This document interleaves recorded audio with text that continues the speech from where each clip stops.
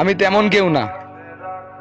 আমাকে ভুলে থাকা যায়, আমাকে বাদ দেওয়া যায়, কোনো রকম কোনো ক্ষত ছাড়াই আমাকে মুছে ফেলা যায়। আমার অনুপস্থিতি কোথাও কোনো রকম শূন্য স্থান তৈরি করে না। সত্যি আমি তেমন কেউ না, আমাকে খুব সহজেই মুছে ফেলা যায়। যে ব্যথার কারণে আমি ভাতের থালায় চোখের পানি ফেলেছি, সেই ব্যথা আমি ভুলে যাব কেমন করে?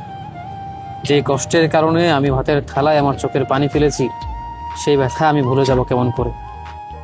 যদি ভুলে যেতে পারতাম তাহলে তো কবেই তোমাকে ভুলতে পারতাম।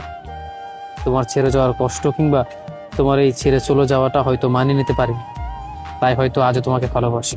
আজও হয়তো সবকিছু মনে পড়ে, চাইলেই হয়তো এগুলো সহজে ভোলা যায় না বা ভুলতে পারবো না, বা হয়তো কোনো মানুষ ভুলতেই পারে না।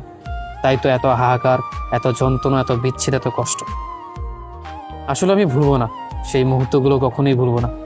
তোমার জন্য প্রতিনিয়ত কান্না করার মুহূর্তগুলো কিংবা মন খারাপের মুহূর্তগুলো আমি কোনোদিনই ভুলবো না।